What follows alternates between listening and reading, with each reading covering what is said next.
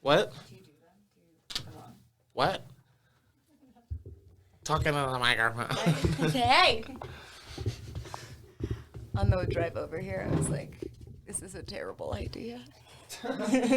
Terrible idea. Am I about to defend myself for 45 minutes? Chloe understands honesty. Look how honest she is. Hi, sweet Look girl. at Chloe. She's honest. Hi, sweet girl. Honest conversations with Austin Langley. I just sent it to you again, Evan.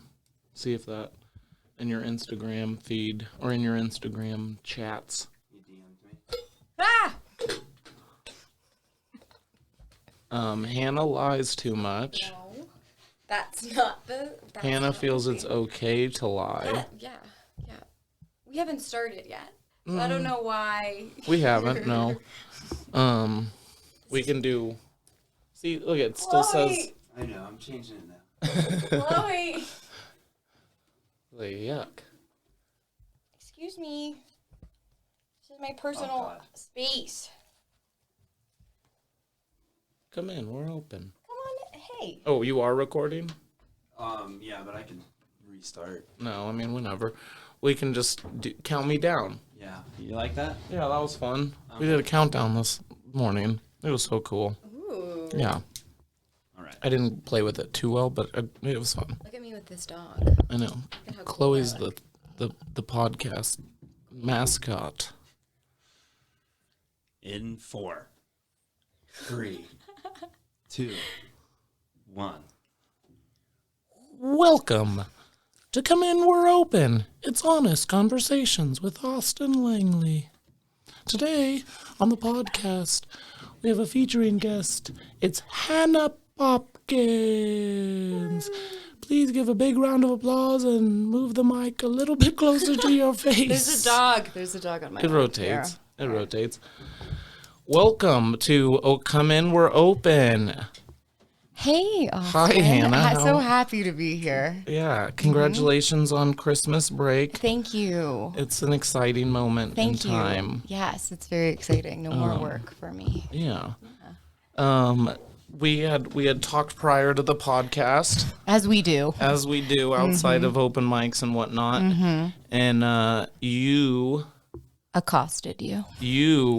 revealed to me that you feel like it's okay to lie. This is not, we just need to preface this whole episode by saying this is not what I said at all. That's all I've written down for this whole podcast is that Hannah feels like it's okay to lie. Yeah. You told me the title would be Hannah Popkin is a compulsive liar. That's the name. period. Well, it was just like, and like, it was funny because I had recently just started this podcast adventure, you would call it, I guess. Absolutely. And I was excited about having honest conversations. And then you were just like, yeah, I once told a lie. That was crazy. And I was like, what? And you're like, every day. You're like, the first 2 weeks of a relationship's all lies, right? I was like, what are you talking about? I was just spiraling. I really was. I was like, it's okay to lie. I lie every day. Love is a lie. It's all a lie. I mean, life is a lie. But I just thought it was kind of crazy that, I don't know, I've tried to like inspire to not lie. Sure. We could say I'm honest about lying. Honest about lying. That'll be the name of the podcast. Sure, yeah. It'll be Honest About Lying with Hannah Popkin. Hannah Popkin. Yeah. I do feel like that. And you said it was like, well, you used the silly term called white lies. Yuck. Is it white lies? Is that the silly term?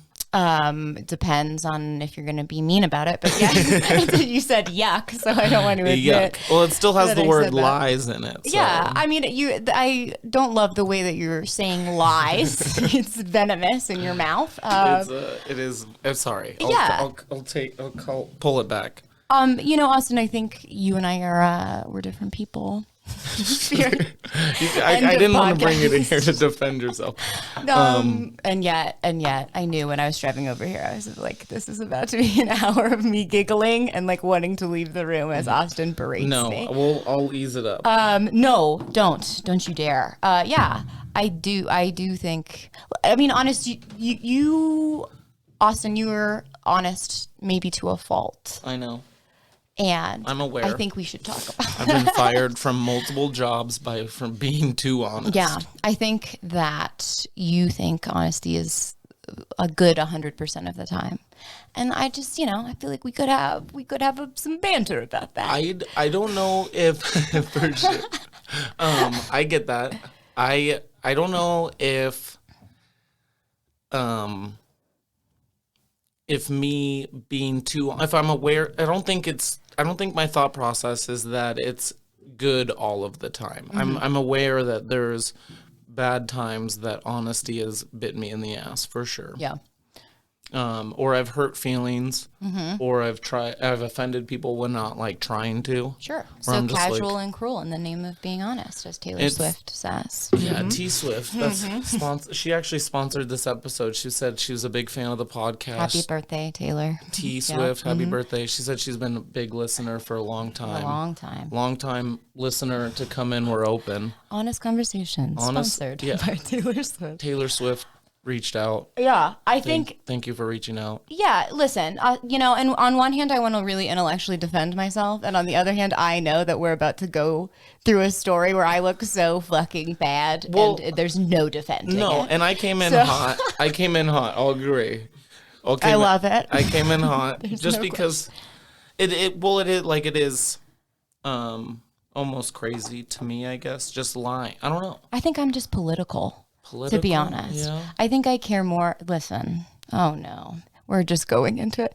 I think that you're sometimes supposed to I be as care honest. more about being charming than being honest all of the time. But I also think that I care about like the intention behind why someone lies, if that makes a difference. Because I feel like people can like weaponize honesty in a way that is made to make someone feel small. I feel like I'm having And that's comedy, folks. I feel like I'm having a conversation with another comic who's like talking about cancel culture. Yep. And what we can get away with saying. That's exactly. Like, this I've is never the same- sounded like this. But Austin is like, I did not invite you on. This is sound the like same conversation I've had with edgy comics. Yeah, well, I'm very edgy. I'm very hip. Can you hear that? Yeah, I do agree that lying is more fun. I know. Most people do. And I think, I don't know what happened in my childhood or the way I was raised where I feel like it's not okay. Like I'm Trauma. Trauma, yeah, trauma definitely. Or I've gotten in more trouble from the past. Like I was saying, like when a movie progresses, like when a film progresses because of the person that continues to keep lying, like it drives me insane. Oh no, you would hate to live my life. See, that is crazy to me. Where like I would rather hurt someone's feelings for being honest. I think that's healthy, Austin.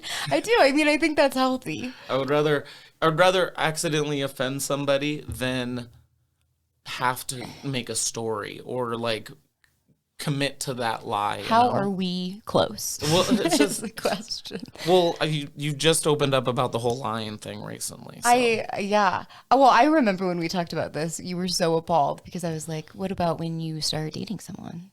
That's just literally 6 weeks of lying. It's like 6 weeks. 6 weeks of lies. I is think crazy. the first 6 weeks is just about like infatuation. It's like all a narrative.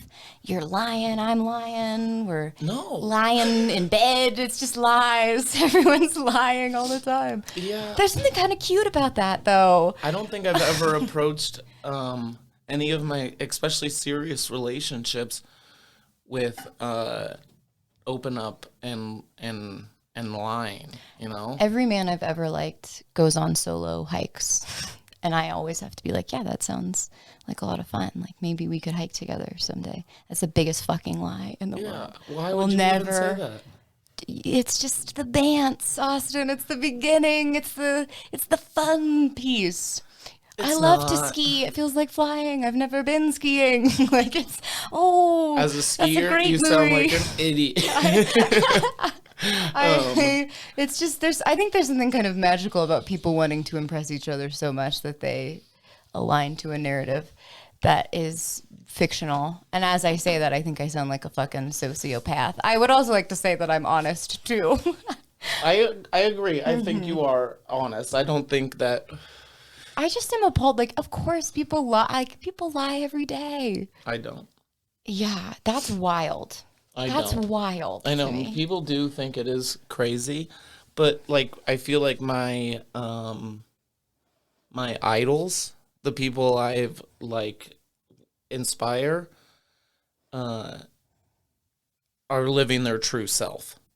Yeah. As comedy as an art form, I feel like we're trying to live our true self. At least I would like to be. And I feel like there's I don't know, there's ways about it. Yeah, yes. I guess, Can you but- be authentic and lie, though?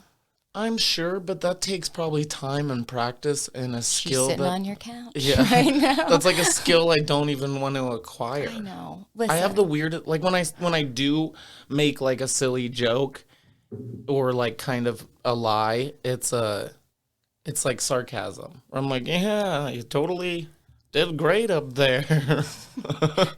your material will kill out there. Yeah, You'll that's- do amazing. Yeah, It's so or weird that like- you say that to me at every mic, Austin. Are That's you not- saying that you That's lie like to me? no, I would never. Hannah, you're a great comic. Yeah, I never said that. You're really good for what he's. I never said that. I would never lie. I don't lie. I don't.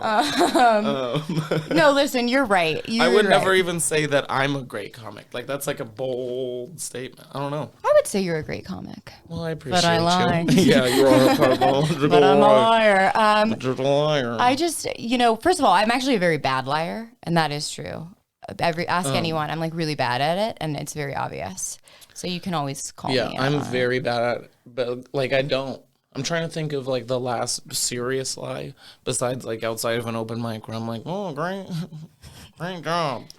But that's even like undertone of like not towards anyone specific, but Yeah, I mean, I think the community of comedy could do with some soft pad lies. Do you think that like setting the foreground with like the jokes and the lies and like creating different worlds that you can just abandon and all that kind of is almost like a part of setting up what you want out of the relationship?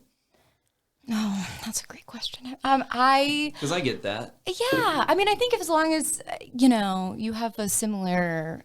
I mean, is the foundation inherently broken if you build it on something broken? I don't know. But because I disagree. Like I do think you can play with somebody and then that you can tell them later this has been one long joke, and if they think that that's better, than not, like someone that can hang is almost like it's almost like a test, I guess, a ritual. Yeah, and I think there's something also kind of lovely about like when you do that. I feel like, especially I'm thinking about a romantic relationship, but with friends too, where you can go back and laugh at it. Exactly. Because there's something so performative about the beginning of anything that I think it's maybe the most authentic thing in the world when you've like built that relationship to be like, I hate everything you love. No, but like, just like laughing at how do think it's- performative it was. I do think ultimately like when someone sells a joke like at your young age or whatever and you believe it into your like 20s, I always think that's like a funny story where you're like, when I was 8, my uncle like said in like a joking manner as you were like obviously looking back, but then you take that as a belief.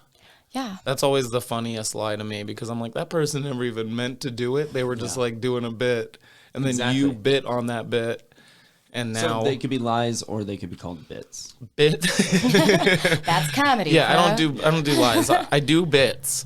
And that is the perfect transition because that's what we were talking about. Yeah, Hannah was about to get into it. No. She had a story, or at least we wanted to. I mean, since the episode was about lies, I told her to come with a story about a lie. I've got one. It's a good one. It's really bad. I just want to preface this. It's not. I mean, whatever. No, it's This is a judgment-free zone. This is honest. This is coming. room We're is, open. but you're broadcasting it to My many. listeners, they're hey, listeners, all 7 of you, please, judgment-free listening. I actually think it's okay if you judge me for this. This is fucking bad, and it's maybe by far like the worst largest, most unnecessary lie that I ever told, which went on for years and did impact a relationship. Okay, break it down. What year was this? Oh, when it began? Yeah, let's start there. Year? I was 25. I was old, you guys. This was old? I can't even. Well, I can't be like, oh, I was 14 and trying to find myself as a woman. Like this is. I was paying rent. I like had a job.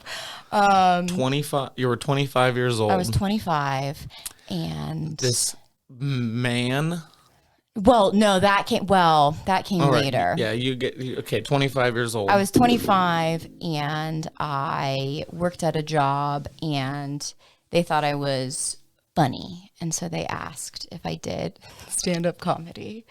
And it was one of those things where it was so easy to be like, no, because I didn't do it. And instead I was like, yeah, every Thursday at the Deer Pile, which was like a gag that Sam Talent used to run that I had seen. Don't even think it was going on anymore. But I immediately was like, yeah, every fucking Thursday. I am an amazing stand-up comedian. And my work was like, let's book you. And it just became this thing where I was like, no, my material's a little too dirty for you, Roseanne. Oh I was like, no, I couldn't. No, it's just so unprofessional. And then I held on to it. Material's too dirty. And but it is. It's a little too dirty for the workplace, Roseanne. And I just got so much positive attention for it, which was really fucked up. But I like loved it, and I think it was something I'd always wanted to do. Cut to grad school 2 years later. So you originally told this lie. You originally told this lie 2 years. Yes, but and then it comes back in play. Mm-hmm. That card gets drawn again. Mm-hmm. In life, it was in my general. back pocket. Mm-hmm. Yeah, the dealer deals out stand-up comedy lie on the table. Mm-hmm. Hannah's all in. Yeah, Hannah raises to $450. Yeah, Hannah raises the stakes, and I went to graduate school, and I met a man there, and told the whole class that I did stand-up comedy. For Austin, as you're shaking your head, and I know it's terrible. There's no defending this. The fact that you invested like multiple people into it. I'm about to lose friends when this dropped. I mean, and looking back, I do think I am an honest person, and it just became. I just think my identity was rooted in it. It became your new truth.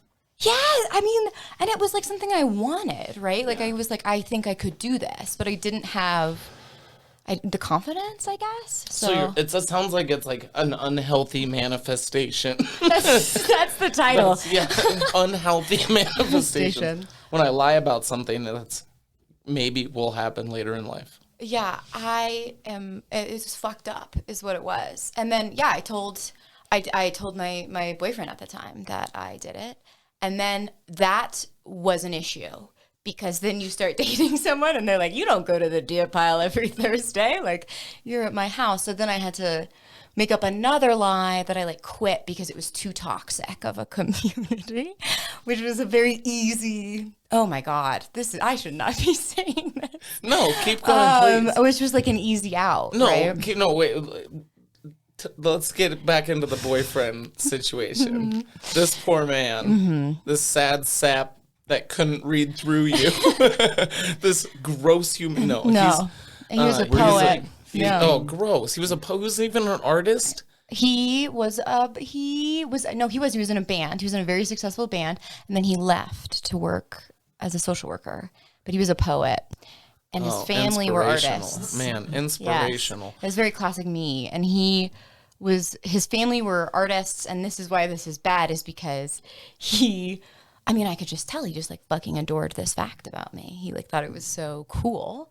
And he told his whole family that I was a stand-up comic. And then you had to defend yourself with this family, or at least continue with the lie? Yeah, I went, we had dinner, and his mom, who was a very intimidating woman, was like, why did you stop? I was like, oh, I wanted to be healthy. So at some point you just have to prioritize yourself. I mean, oh guys, it was bad. And made up that. And then they asked me, what my material was about. And I just had to make stuff up. And then it eventually got to the point where we dated very seriously. And I was like, oh, fuck. I have to tell him that I lied about this. And I asked him, and he took it well, actually. He took it well because he was like, I lied about some things in the beginning, too. Okay, well, I'm still not taking either side. He was already in love with me. That's when I told him. I told him when I knew he wouldn't get mad. He'd invested too much financially in me at that point. And I would have made fun of somebody for months. I would still be making fun of somebody if we were in a serious relationship and they came out months later and they're like, yeah, I actually never did. I never did that. And I asked him to never tell his parents that I didn't do stand up. It is a really silly thing to say you used to do. Because you could have said yeah, I did track or anything like no one would believe that. Sure. But yeah. Of all the things. I know. It was just something that you thought was interesting. And I think I do think you get positive attention eventually. I don't know if I even did. I think I was like, we're going to milk it. And then, I was like, can you never tell your parents? Because I really want them to like me. And he was like, no, I will definitely tell my parents that you lied about that. And then we broke up. So they definitely know. Yeah, they make fun of you for sure. Oh my God. They probably hate me. Anytime a stand-up comic comes on TV or there's a late night set, they're like, remember that woman that was in your life? Remember that liar? Remember that big dirty liar that you dated for a year? Uh-huh. You kept the fact that Did you make up stories of shows or anything like that? Or just things that had happened at mics? Or I think I made up about what my material was about. Nice. I think I name dropped comedians in Denver that I knew who were uber successful. Adam Caton Hall, who I would be lucky to see. But I don't think I had any specific. But I really, it was a real thing, and I really held on to it. And my family knew also that I was lying about this. And they would give me such shit for a really long time. And it was really bad, you guys. And I will never do it again. But it just snowballed. I feel like you're addressing it because you thought it was something that was a big mistake. Right? It was something that you regret or whatever. Yeah. I just think, I don't think I'm in that. The intention behind that lie, I think, is really hard for me to process. I don't know why I did it. Well, that's what's like I was saying with movies. It's always crazy to me where I'm like, you could have pulled out. You could have not done that the whole time. Within that for some reason you drew the card 2 years later after you had told other people. That's so funny. And it literally started with someone being like, do you do stand-up comedy? Which is a yes or no question. Yeah. It wasn't like, I heard you do. I was like, yes, comma. 100%. I'm so funny. I know what the community, the grind's all about. I know. And then we've broken up, but I do it now. And I wonder sometimes if he is like, you fucking... asshole. Well, like I said, unhealthy manifestations. Because you obviously do stand up now. And it's something that that's probably why you said yes. Because you were like, if I say yes now and I get up next Thursday, then it's true. Then it's true. But I never got up next Thursday, that never happened. So you're like, totally do stand up. Which is, like I said, I don't think I could. I don't think I could get that invested into a lie where it would grind my gears. Austin, I don't think you could tell a small lie anyway. That's big. That was a big lie. I think But that's something I've worked on and I would like to inspire towards. Lying? No. Not lying. Not just being more, because there's stuff I don't talk about. Mm-hmm. Especially with strangers, there's stuff I'll never bring up, or even on stage I haven't been able to make funny, and it comes across as weird or arrogant or whatever it was. Like what? I like wanted to joke about just my sex life in general. Mm-hmm. Like I live one of those that are fairly extraordinary. Mm-hmm. I've wanted to joke about my dead dad, mm-hmm. and that's hard. Mm-hmm. I mean, that's just also a process, but just being like honest with it, I haven't been able to like get up there and open up, you know? Yeah. Which is fine because like I said, that takes time and process. But what's something else I'd feel like I want to joke about, but I can't. I've talked about really honest things when it's the mobile mic and we're just in the park and it's just us. And I've talked about personal like relationships. Mm-hmm. And Austin afterwards came up and he was like, "You have to do that on stage. Like that was incredible. That was so real." And like, I mean, talking about real things, you do. That's like, my favorite shit. And if you can make it funny, that's the most, because it's difficult. Like I watched somebody go up, and I mean, even Quentin Johnson. Like I watched him name drop and go follow Quentin Johnson. He's a sad man and could use all the support. Anyways, he could really use all the support. Well, and I'll talk about, I guess, some I don't know. I have a person in my life. He's roommate. I won't name drop or anything, but he's gone through some like tragic shit where he doesn't have either of his parents, mm-hmm. and it happened to like a very close amount of time. But he used to come out and watch comedy with me, and I watched Quentin go up and talk about his dead mom and smash with my roommate. Mm. My roommate was rolling on the ground, but it was like relatable and real, and like shit was hitting, you know? I mean, the rest of the room loved it too, but just watching my roommate react to realness and shit that he's been through while it's like being featured on stage was cool. Yeah.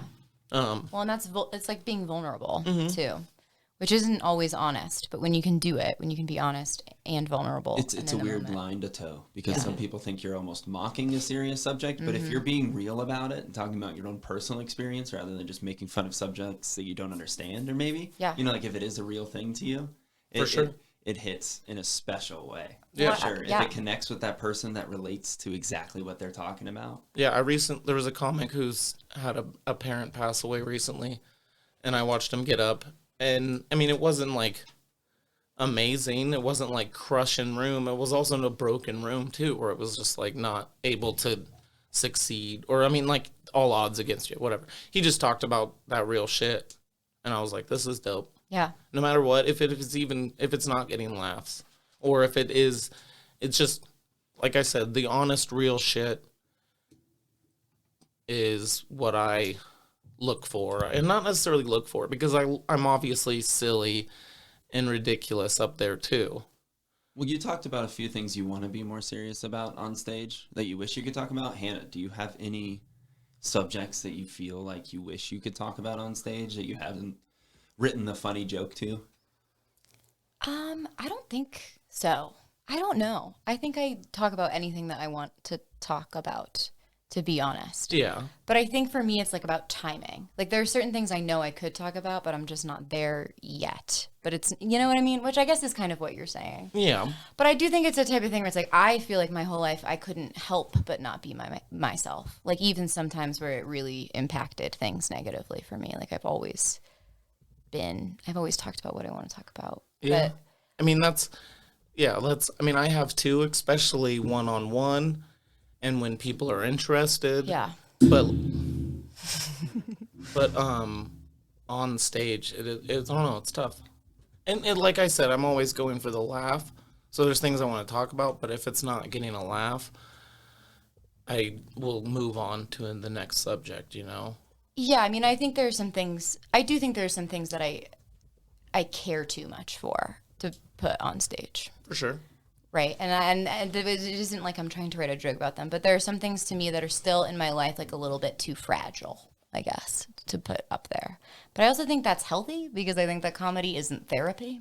And I think a lot of people think that it is. It can be therapeutic. It can definitely be. It's a healthy outlet, Yes, I would say. It can be. Especially for like every comic's a narcissist, fucking wants the attention, seeking approval, whatever it is.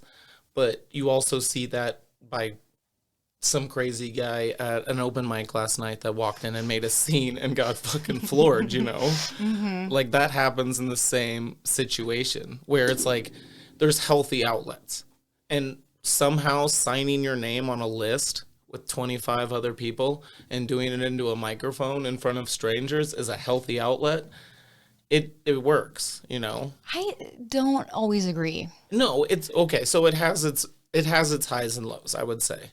Because Yes. you can do it in the wrong way for sure, but when it's done right, it's a healthy. Oh yeah, and sure. when it's done right, it's just like connection. Mm-hmm. It's like connection with other people, which is the whole point. Yeah, and like I mean, especially open mic. I guess that's not even a good because open mic has a wide range of emotions and feelings that you go through throughout the night. Highs and lows. Yeah. But yeah, being I guess like I mean, and those will probably be topics that I probably won't ever like make funny, you know, unless something like sparks, and I'm like, oh yeah. Well, I mean, you can get there. There's like I've written out plenty of bits. Yeah. That I could talk about that I don't want to yet, I guess, or like ideas that I think are just too dark. But if I try it out in a conversation and I get someone to laugh. Yeah. I'm like, all right, well, maybe. I know, and that's where they all start, or at least feel good first. Yeah. But yeah, it is. I mean, there's also a barrier with when you're up on stage. Yeah. You have strangers. When I'm talking to friends one-on-one, it's a lot different. I've already overcome the being likable. They know where I'm coming from. They know my past. There's so much that they already are aware of that the audience wouldn't be, you know? Mm-hmm. So, like, there's times you have to, like, break that barrier or become likable or whatever it is while you're walking up on stage.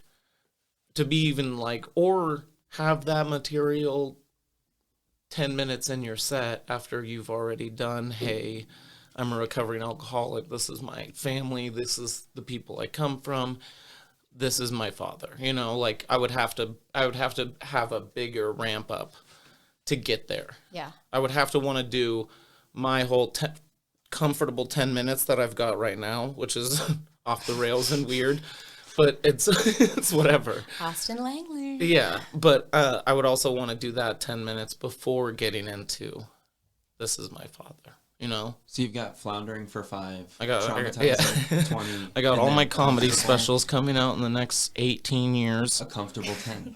In the next 18 years. Titles. I mean, you also don't drink. And I do think that every time that I've ever said something on stage where I was like, fuck, I didn't know that I was ready to talk about that is when I've been like a little bit fucked up. Which is for better or for worse. And I think has often not been the time to do it. Booze is a honest drug. Yeah, it is. There's not many other drugs that'll just like dig up feelings that you haven't recognized in the last 7 months. Well, yeah. It brings out sides of people. Yeah. That they don't normally show. Oh, so, for sure. Not everybody, obviously, but like there are things that come out. Oh my God. Yeah. I think I had a mic, I think at Irish a few weeks ago. I like said something. And like as I said it, I was like, oh my God. Yeah. I haven't processed that yet. For sure. And I think booze, like I said, is one of the most honest drugs because it'll like 7 months ago, all of a sudden something will pop up between whether it's like you and your friends and you're like, your friend got too drunk. And then he's like, you're a piece of shit because fucking this happened. I'm like, that's out of date. You're the shelf life on that is gone. Limitations. Yeah. It's past. You can't talk about that anymore. But booze will do that where you're like, where the fuck did this come from? You Deep know? inside of me. It's like, why, so deep. Why is that still even in there? You know? And it's always in there. I mean, I think weird. it's like, why is this still in here? And so to be, yeah. Is my trauma from 15 always going to be my trauma? We don't have to get there, Yeah. but I just We'll figure it out. I don't know. We can talk about it. But yeah, I guess, I mean, I don't know. Okay, here's another question for you guys, because I was curious. Austin, in conversation, you're very honest. Mm-hmm. And Hannah, you'll play around. Yeah.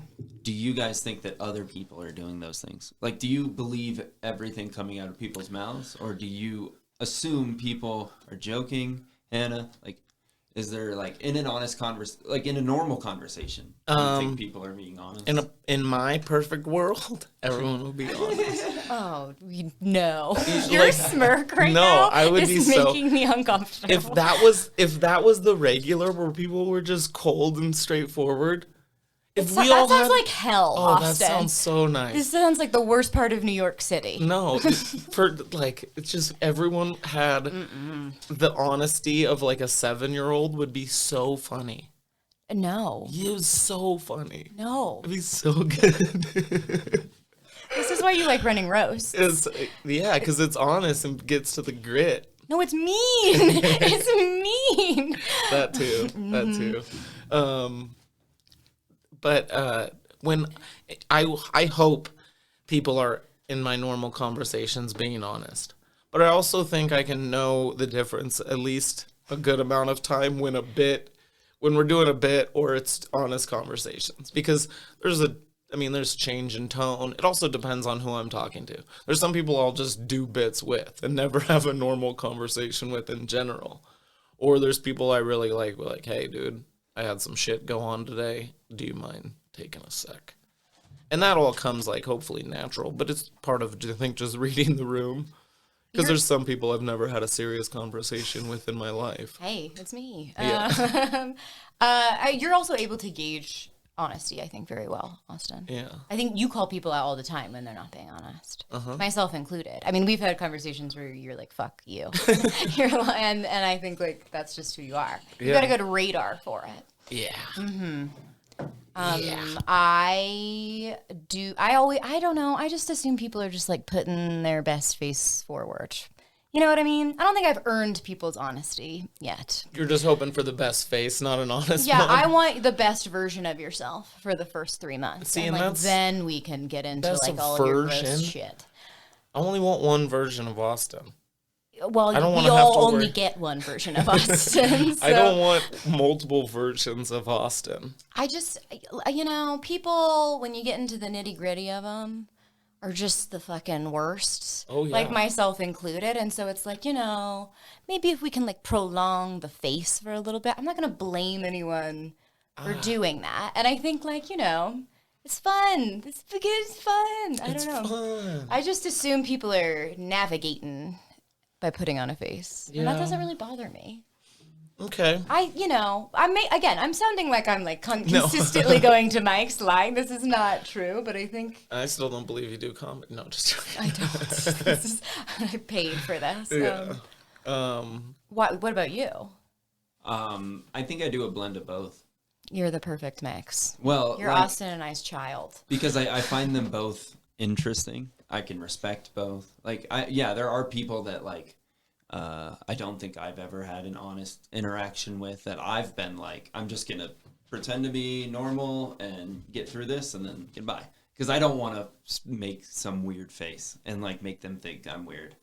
Like I'll control myself to put on a face. Like I'll lie and act like a normal human being in front of people. Yeah. Because I want to be able to be honest with them later. You know what I mean? Are you clenching your fist right now, Austin? You look furious. Yeah. No, Now, if I do accidentally get super honest with somebody, because I've had moments where, like, when I first got into the scene, and I'm chatting with whoever, and I don't care. It'll be like 20 minutes. I'm drank too many, and then I'll walk away, and Austin's like, "Do you know who that is?"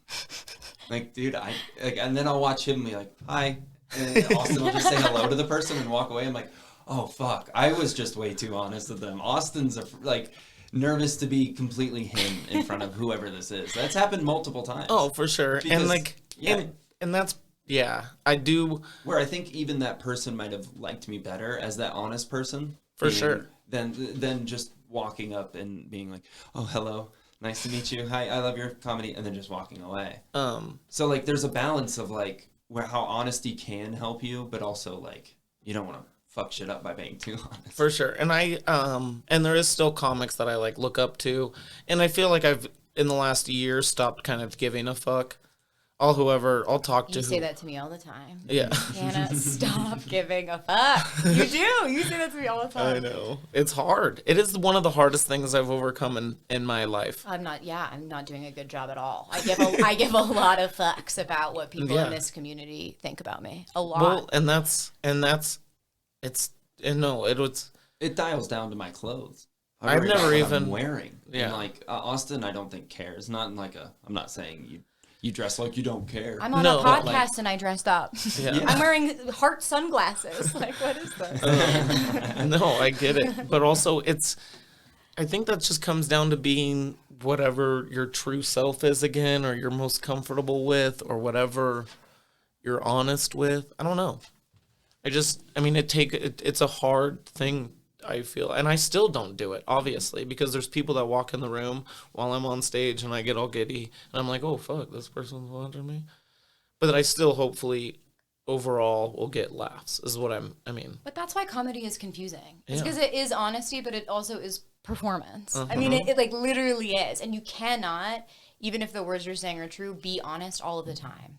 Like when you're performing. I think you can try and you can do it most of the time, but like there have been, all of us have just like run through jokes before to get through it. And that is like sort of inauthentic. Well, it's just this weird intersection. You have to make honesty funny. Yeah. Honesty isn't naturally funny, but you can make it funny. Yeah. Yes. It's just, it's this weird mix of like, because we're doing it for laughs. Like we're doing it for a metric of approval. And that's like quantitative. Like I'm telling my vulnerable truth so that you will like me. Oh, I feed off of it. Yeah. And that's in itself kind of traumatic, I think. Definitely. I think we sign our names on a piece of paper to endure trauma like 3 times a week. The only thing that separates us from a crazy person is that we're not on a street corner. Yeah. I mean, literally, I'm a mental health professional, and I'm concerned about what we're doing. It's great, and it feels good and bad. Like it has both sides of the spectrum. You can walk off stage being like, dude, I crushed. Or you can walk off stage being like, I'm fine without ever doing this again. But that's why comedy is not self-care. No, it's not. Yeah, and like that, I think that's the It's not. A lot of people will make that joke on stage or really actually think about it. Lately, I don't think it's therapeutic, but I do find my addictive personalities there, where I'll go to a mic every night of the week.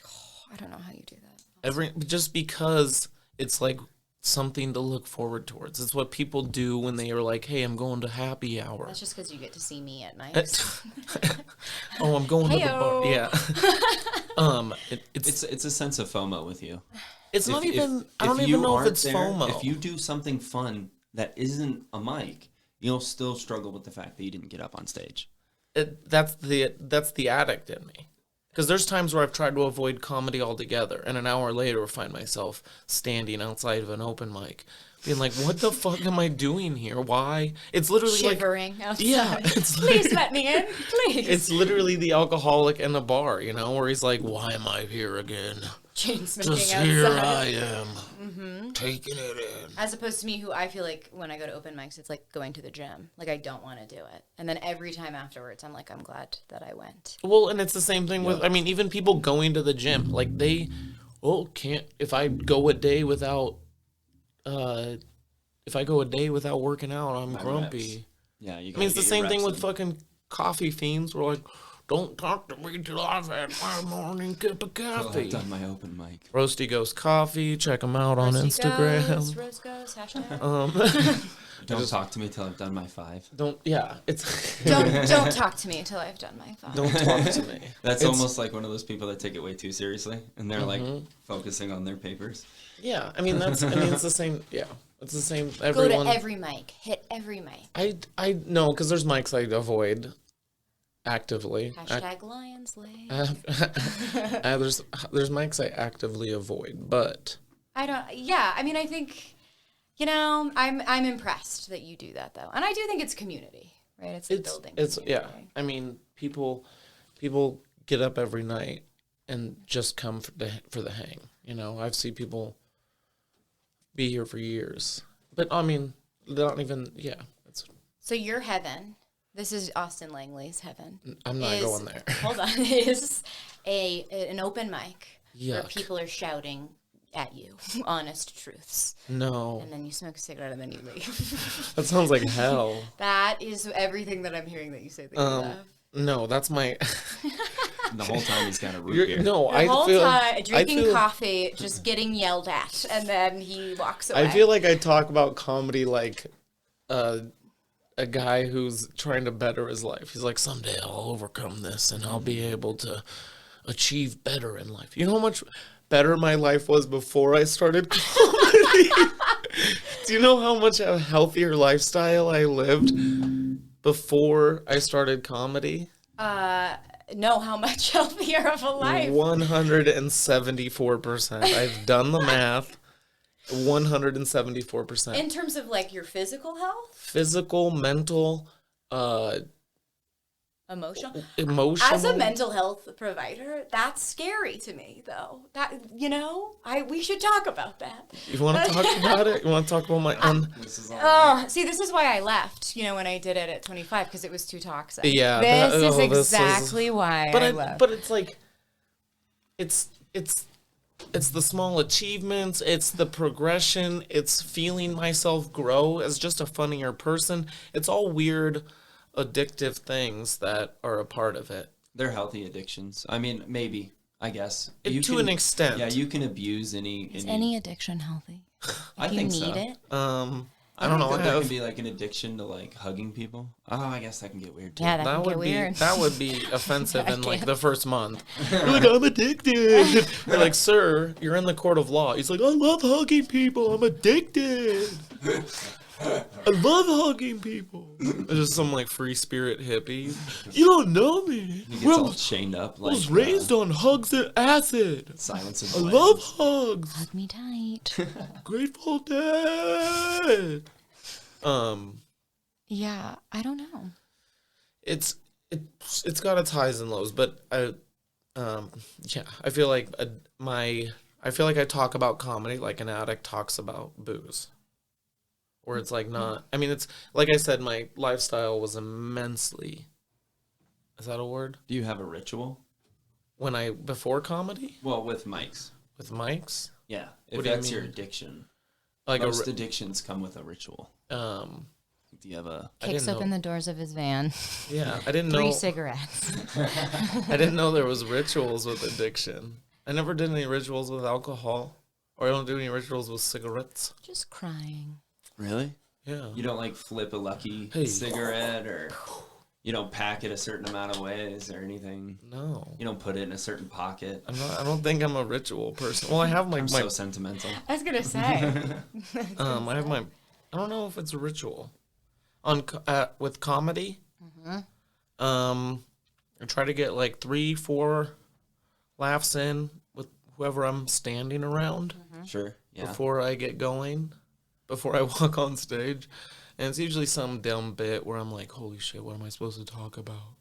Like, and then, do you have any requests? You do that. Yeah, you do that. Or I you'll guess, be like, you know what you should say. Yeah, that's my favorite. I love telling new comics ruthless roasts to say and then watching them not do them. Because there's no way some comic that's a month in is going to be like, yeah, it's weird this guy's so happy because his life's so sad.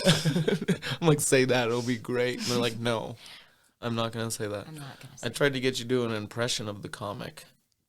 You tried to get me to do an impression of a comic's accent, is what you tried to specifically do, and I said no. It would have crushed. So it would have crushed. So it would have, yeah. I love that I would have done that, and I would have been like, anybody dating?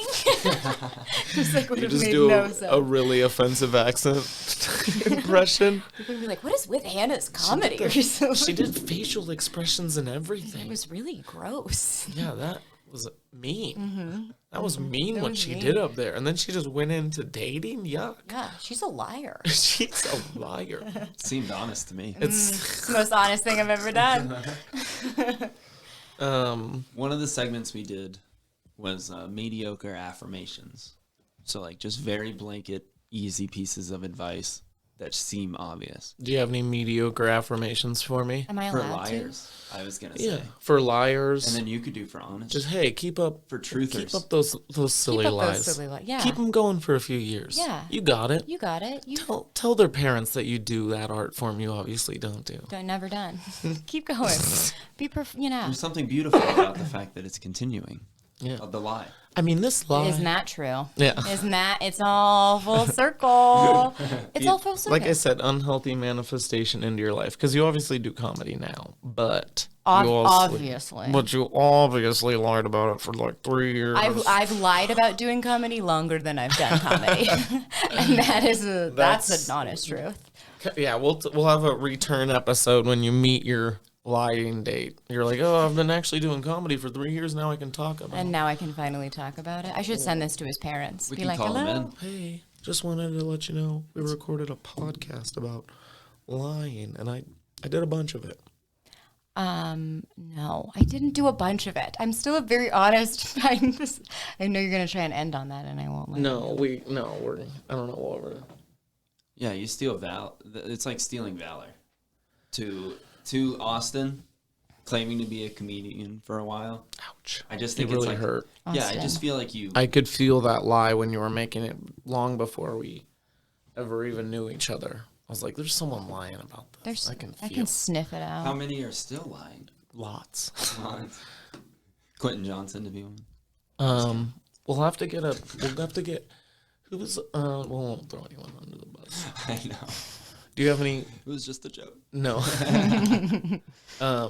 Quentin's the most honest person. If anyone's trying to make light of the dark, it's that dude. Yeah, I think a lot of comics that are like comics' favorite comics. I think about Quentin. I think about like Noah Reynolds. I mean, even just him in as one-on-one conversation. I mean, it's a treat. Yeah, just can't help but be fully themselves all of the time. Well, that and you're like, I wish I could help. And the only way I wish I could help. Yeah, the only way I've found to help. I mean, it's also for my sake alone too, but making fun of him and him just laughing along with it, I'm like, whatever, he's laughing. As long as he's laughing, I'm fine. Yeah. And that's sometimes it's while I'm on stage. I like to definitely. There's certain people like laughter's a weird one where I am addicted to it. If we want to bring it back to addiction, where I enjoy certain people's laughs. Where I like making Quentin laugh because I know he's taking a fucking ease off of his weird scrambled brain. Yeah. Where like the dude's just inflicting thought processes. There's times, this is how Quentin, if Quentin's at a mic earlier than anyone else, this is how he tries to write jokes. Just looking at the paper, nothing written down. And I'm like, what are you doing? He's like, I'm trying to think of a joke. I'm like, so it's like, what do you mean you're just going through a thought process? Him staring at a blank piece of paper. I'm like, what are you doing? Trying to write a joke. I'm like, that's power too, yeah. But also, like, when You're gonna turn the page one day and it's just gonna be like crazy scribbles. It's this what is gonna it be is. like a beautiful mind, terrifying Someone's name shit. over and over and over Yeah, again. just Austin's like Mrs. Langley, Mrs. Langley, Mrs. Langley. Okay, so I'm curious then, since we're making fun of the way Quentin writes, do you guys write thinking about like Austin? Are you like, I'm not going to do that joke because it's just not me. I can't do that joke because it's not my truth whatsoever. Oh, definitely. I mean, it takes a long time to learn what lane you're in. And, Yeah. like, I'm not going to make jokes about the black community because I'm not part of it. That's good. Don't do that. Yeah, I'm not going to make jokes about, like, the gay community because I'm not part of it, Yeah. you know? Yeah. Even if you had a clever wordplay, you would just literally stay away from it. I would give it to a friend. Yeah. That's in that lane. Yeah, you've told me that before. Like, I've written a joke that like has a Spanish way of saying a word, and you were like, just give it to anybody Latin. Like, Yeah. Just that's just because they can do it better. It's more it's- accurate to like the crowd's gonna enjoy it better. It's more true to themselves, you Yeah. know? It's like, and that all comes with like watching people's act or whatever. You're like, that would fit in with what they got going on. Mm-hmm. But yeah, I wouldn't, like, that's just not my space to make jokes about. Mm-hmm. And there's plenty of people out there that it is their space to joke about. And So, I mean, leave it to them. Or if you do have a joke or feel like something needs to be said or have something that's good about or positive or even just funny, and straight up, that's all it needs to be is funny. Give it to the person that deserves it, or at least like can talk about it in a way that's honest. Yeah. Because I've given jokes to people, or I guess you can set it up in a more honest way, even being like, it's gonna be weird coming from me. Well, I mean, you can always try the joke out before giving it to somebody if you want to, but sometimes there's just like... Yikes. Yeah. Yikes. But a lot of times it's when you're like watching someone's act. I feel like when I think of jokes that aren't in my lane, it's because that person's talking about it on stage or whatever. I'm like, oh, you could say whatever. But it's not. What about you, Hannah? Do you like think like, oh, this isn't my story, so I can't make this joke? Yes. Really? Yes. I don't think I've ever taken something out thinking like I shouldn't talk about this. I guess I've written things that I've said I should never say on stage in general. Yeah. But Go ahead. It's just never been because of I've never even thought about it as a certain group or a narrative that I don't want to portray, I guess. Yeah. I mean, I don't think I would ever want to talk about something that I wasn't experiencing because then it wouldn't be funny for me. But I've had a comic take my notebook and put things in it that he thought I should talk about because I like work with kids with autism. And he's like, that's a gold mine.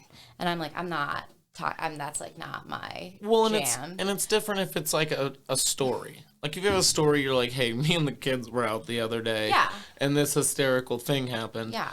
But it's instead of being like, I got this kid, Jacob. You want to know about Jacob?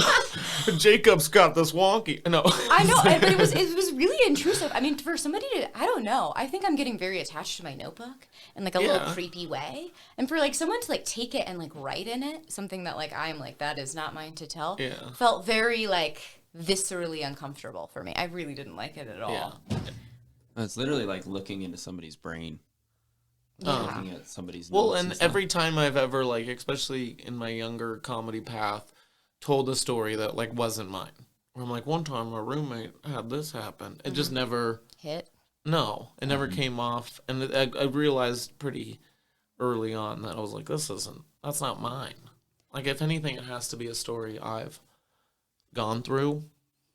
But I mean, like I said, your lane could easily be talking about that community, but it would have to be a personal experience that you and your kids like had together, you know?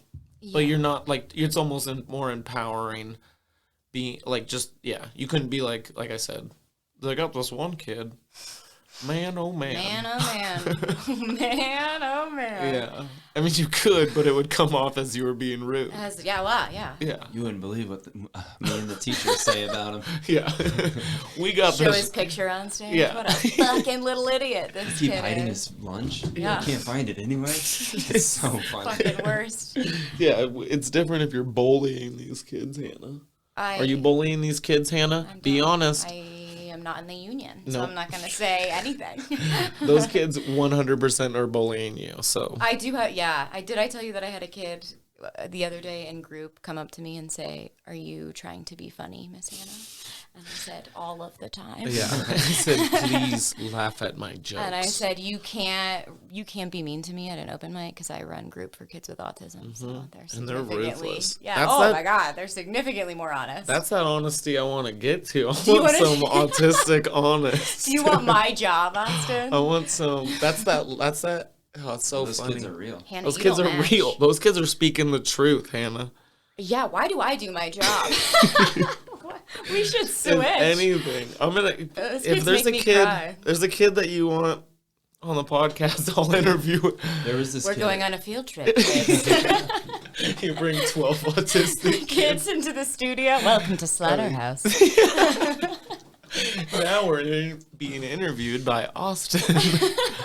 Your favorite color. It would just be me. It would be like, favorite color. Who do you hate the most? Ketchup or mustard? Yeah. That sounds like it would be a blaster to me. There's this kid, there's this guy in... I've got a good kid story too. Well, it's not even a kid story.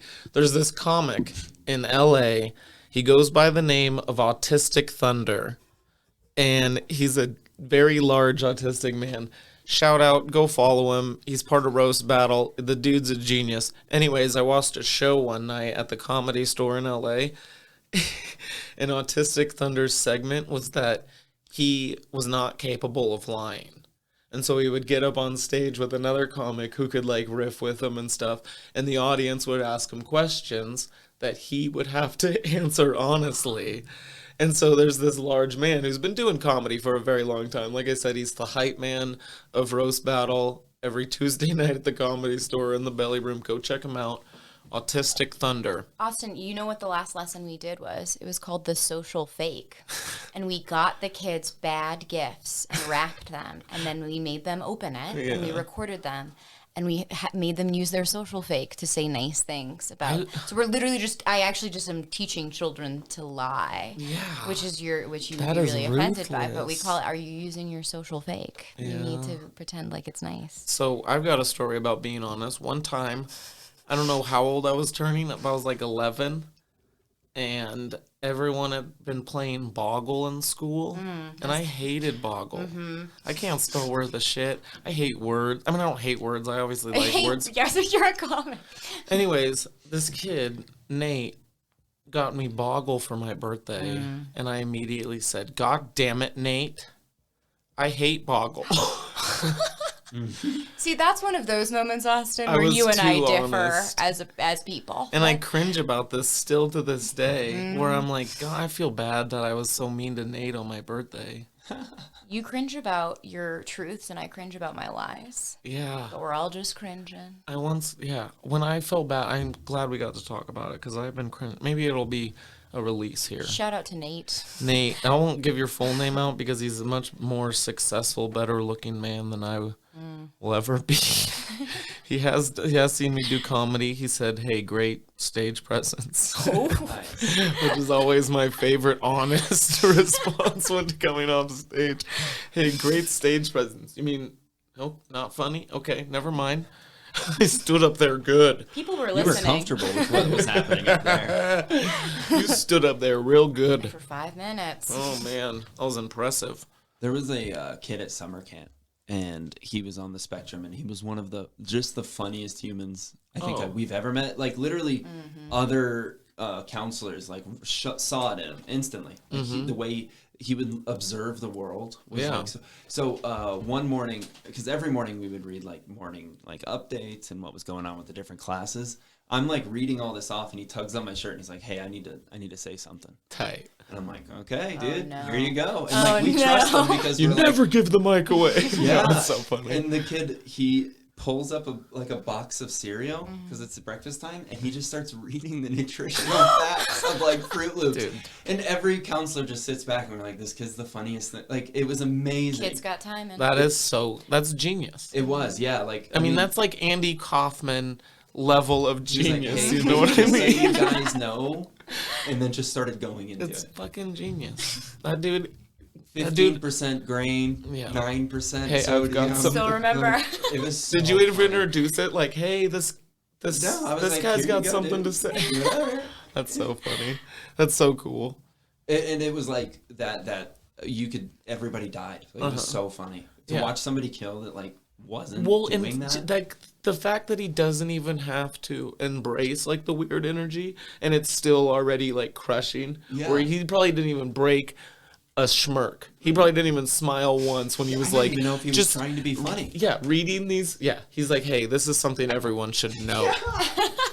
And everyone else was like, oh, this is something we should all know. Like, this is breaking levels. Like I said, that's genius. It was so good. But the fact that he was just genuinely honest, where it's like, actually, I should share this. Where is that kid? We got to book that kid. Oh, God, I wish I knew. I think I got his signature on a T-shirt somewhere. Yeah, dude, I find out it's Aspie. Dude, I was that guy hopefully is making millions of dollars, you know? Yeah. Because that's genius.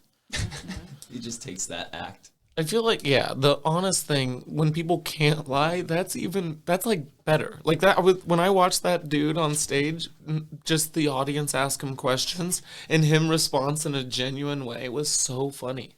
And it was like, the audience was like taking swings where they're like favorite category of porn. And he was like, big black women. I love big black women. And let me tell you why. And then they would just like he would get into it. And then the audience would be like, okay, what's your favorite sex position? And he's like, I haven't had sex in 7 years. And this and that. And so it's like, I mean, just honest, like no breaking character. Like he wasn't even, like the audience was losing it and laughing hysterical.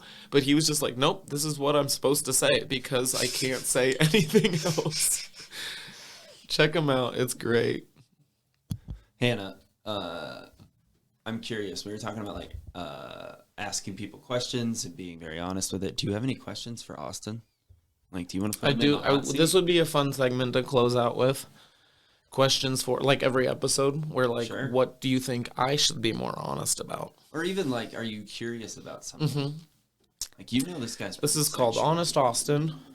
I mean, he's always honest, but... Can it be about anything, or does it have to be about honesty specifically? Just anything that you would like to know more, maybe that I haven't shared with you. Where's he from? In personal... Yeah, what's the deal? What's the deal with you? What's the deal with Austin? I wish I had prepped for this, because I would have brought a full notebook of the inner workings of Austin Langley. I've one time I was being too honest, and it was like it wasn't, the relationship hadn't been serious. So my mother, for each one of us boys, the day before we were born, started writing in a journal. And she wrote in that journal every like few months till we turned 21. And she gave us this journal on our 21st birthday. And I fucking broke down. I cried. I didn't know it was coming. I was like, oh my God. I didn't know people cared about me. Like, it was such an honest thing. So I got to like live through these like life moments. Mm-hmm. And they were handwritten. They were handwritten, and from my mom's side. So she like, I would open up journal entries and she'd be like, this fucking piece of shit came home from school today and told me to go fuck myself. And like, it's just like stories that we would butt heads. There was good moments. Anyways, within I love that. Yeah, I love that. It's something I will carry on if I ever have children. Do you want children? First question. Do you want children? Yeah, not right now. Well, yeah, but eventually? Sure. If I'm allowed to have them, maybe I could freeze. Because I think I got some cool semen right now. Sure. But if I'm like 50, I don't know. What do you think about your semen? My semen's cool. Mm-hmm. I think I got some cool sperm. Mm-hmm. Sunglasses. Anyways, I shared that book with a person I was like getting into a relationship with on like the third date. Mm-hmm. And it just was like too much. Where she was like, talk about too much honesty. Yeah. And I just thought I was like being open and honest. And she like pulled that shit up like years later. Where I was like, you know, my journal, that means the most. I'll bring it in next episode and I can read a couple. Yeah, I've opened it up a bunch of times to try to write jokes about, because I'm like, my mom's perspective was pretty funny. Let's check it out. Oh yeah, I love that. And there was times when I was like having seizures. When I was like 16, I went through a big seizure phase. And a lot of people don't do it, but it was, And I think it was alcohol and stress induced, because they gave me like blood tests and brain scans and nothing like ever popped up, but I was just having seizures in my sleep. Yeah.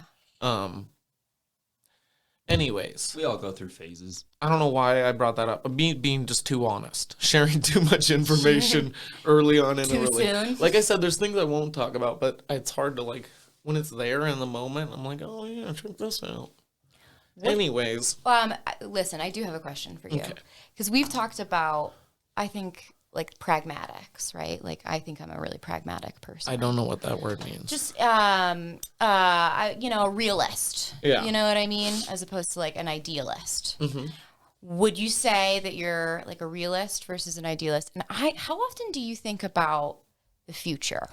And do you think the future scares you, or are you excited about the future?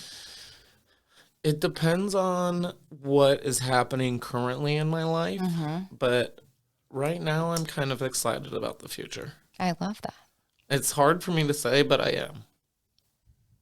Do you think when... But I do feel like a realist, where it's like, right now, I don't have a job, and I would like to be making money off of comedy, but to picture myself doing that, I would have to have another 2 rooms going and a full amount of income. I did just pick up a hosting bingo gig.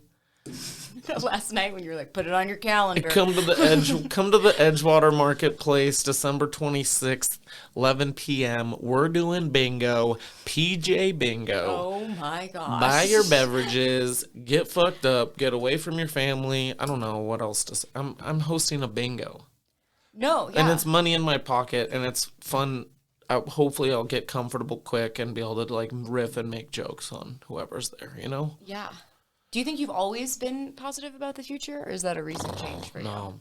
What's changed? Is that why it's hard for you to say? Yeah. Because you said it's hard for me to say, but you do want to be honest. And I do want to be honest, and you honestly feel that. I am excited for the future right now. Yeah. I love but, it. Yeah.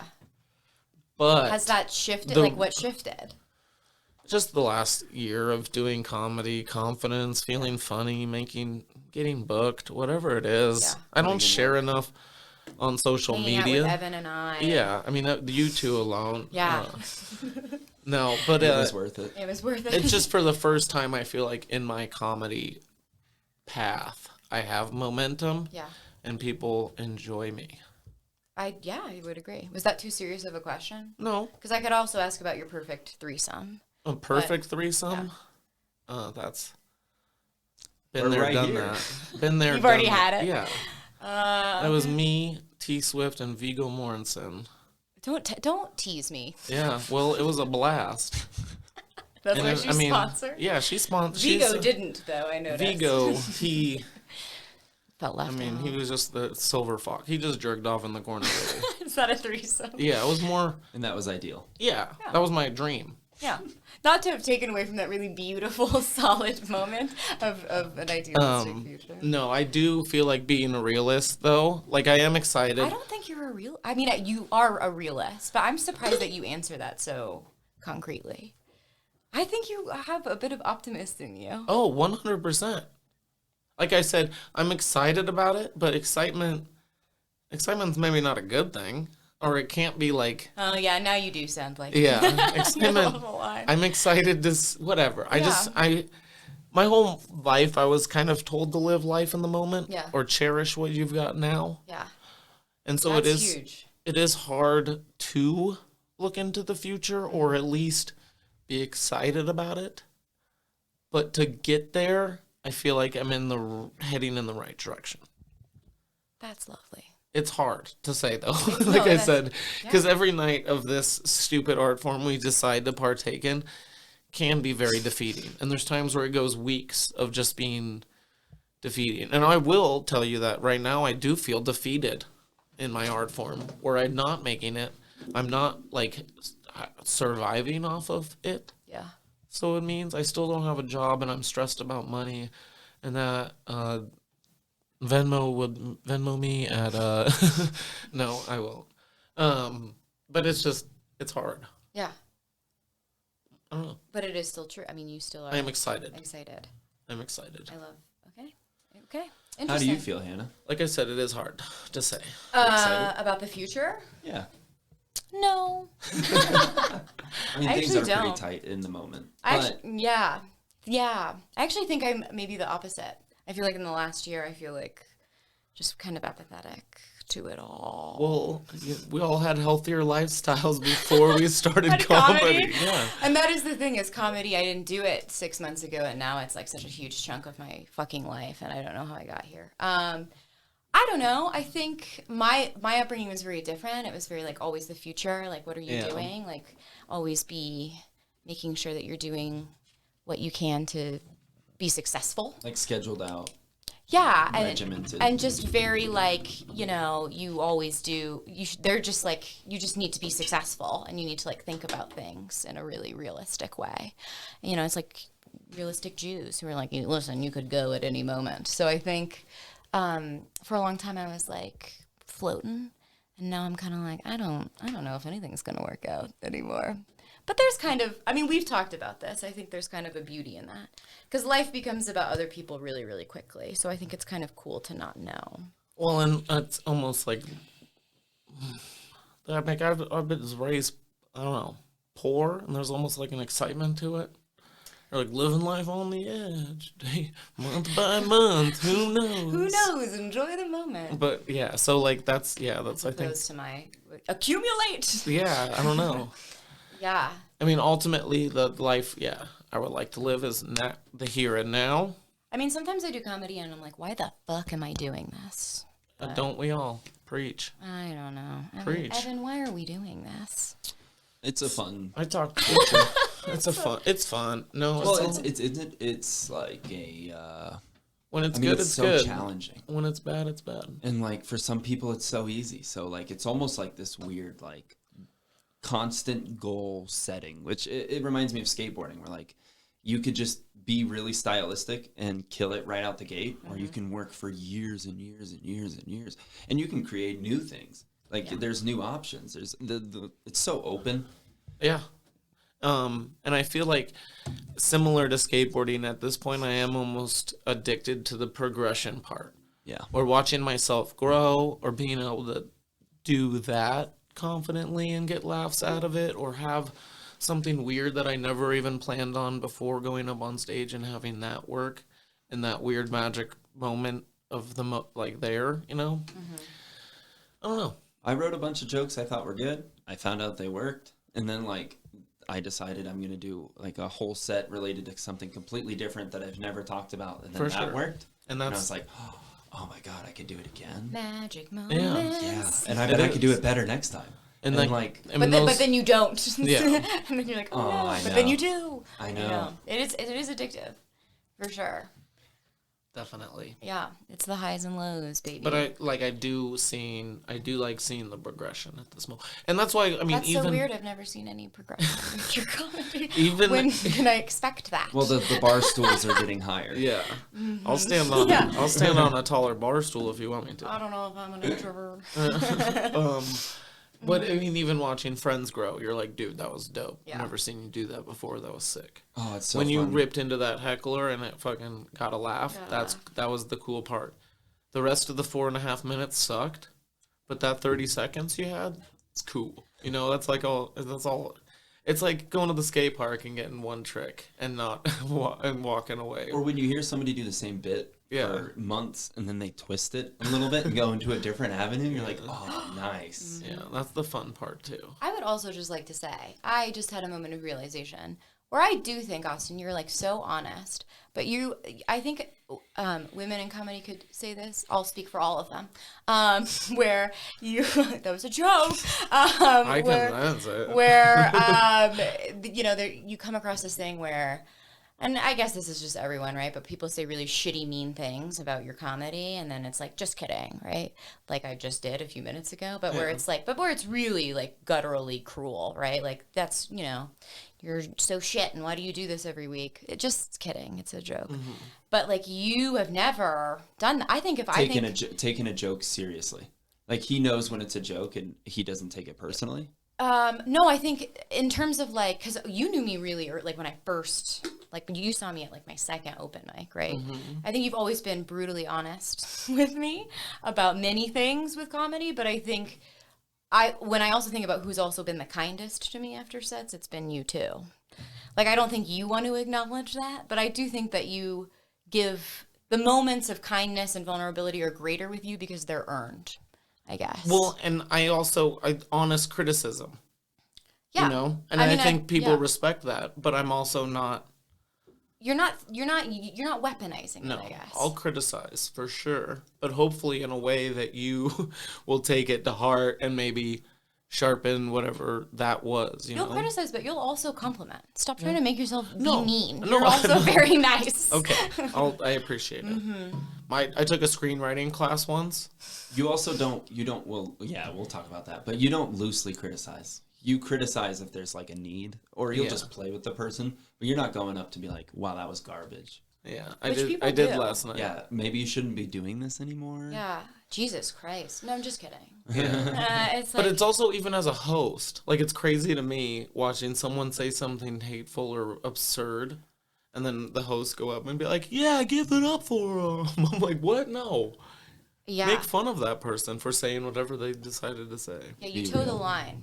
Is really what it is. Okay, so you wrote a screenplay? No, I took a screenwriting class once, and every Wednesday we would do. That deserves a boo. A boo. Yeah, boo. It sounds like I make fun of you. That's what I originally wanted to do, was screenwriting. Oh, would you like some merch? Dude, that merch joke? The rollerblade one.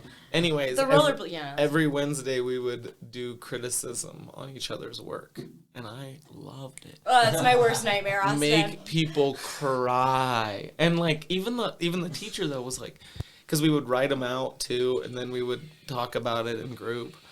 And the teacher was like, your criticisms they're the best that anyone has. She complimented your criticisms? It was a he, but yeah. Sometimes that's when I think you and I are opposite people. What? Nothing, I was just looking at. The time? Yeah. Close it out. Opposite people, that makes sense. Block out the time, because I want everybody to just go. Just go. Well, I'm not worried about that. I'm making it bearable. Listenable, palatable. That ship has sailed. My attention span has gone down. 800% in the last 2 years. I'm amazed he did a full episode without talking about orgies. I tried to ask about a threesome, and he actively moved away from it. He didn't want to talk about it. Well, 3 is the minimum. You asked ideal threesome. That's like fantasy. Yeah, and you didn't answer. That's true. That's also still fantasy. I don't know who I'm thinking. I don't know. An honest threesome? You would have to ask about like the last threesome. You are wild. I don't want to know. I am. If we're gonna have an honest conversation, it's gonna be about something honest, not who is your dream fantasy. This isn't Garrett's podcast. Yeah, who's your fantasy? I love getting Austin to play around, though. It's fun, but that's the question itself isn't an honest question. You sound like you run a screenplay class, and I hate it. This week? Stop being mean to me. I've never liked you more than right now. Yeah. Anyways. So what screenplays did you write? It was a comedy. What? Mm-hmm. It's new for you? Who would have thought? What was it called? I wrote the first 60, 70 pages. What was it called? Fuck, what was it called? It's a working title. I've never written anything like that, but I want to. Screenplay, it's very short. I mean, it's supposedly, if you're writing a screenplay, 1 minute or 1 page of screenwriting is supposedly 1 minute of screen time. Can we find it? And then reading that would be even almost faster because... Oh my God, if we could read it on the podcast. Can we do a dramatic reading? No, the computer that it... No, I want the dramatic. I want to be the lady. The computer what? The computer, it's long gone. I have no idea. It died and then I think it ended up in a dumpster. Was this before? What? No. Can you write it again? Yeah, we'll write it again. I should write a screenplay. If someone wants to buy me some screenwriting software. We should put something on Reddit. We'll read your screenplay. We'll read your screenplay. That'd be fun. Like table reads? That would be a great idea. Listen, right? Scrap this whole thing. Get rid of honest conversations. No more honest conversations. We're doing characters. Only fantasy. I just want a fake narrative. We're doing characters. That fits for us, doesn't it? Well, you do like a ridiculous bit that makes no sense and isn't honest as long as it's in the moment. That's something I've noticed is like... But also when it works is it's not like premeditated or at least doesn't seem... You hate a premeditated in the moment bit. Oh, yuck. Do you like me as a person? That is like my comedy. All right, we're going to close out with that. Hannah Popkin, thank you so much for coming by. Come in, we're open. Honest conversations with Austin Langley. I appreciate you opening up today. It was a pleasure, Austin. It was fun. I hope I didn't ruin my career before I had one. So. Nope. You think the 7 people? They're going to be just devastated. They're going to be excited about it. It was amazing. No, I appreciate you. Mm-hmm. Like and subscribe. Like and subscribe. Do you have anything you want to plug? Nope. Okay. Neither do I. Mm-hmm. Great job, Evan. Thanks for being you. Go follow Slaughterhouse Studios. They're doing amazing shit. Get all your podcasts where podcasts are welcome. Yeah. There's some places podcasts aren't welcome. Biker bars. Mm-hmm. In the deaf community. All right. Bye.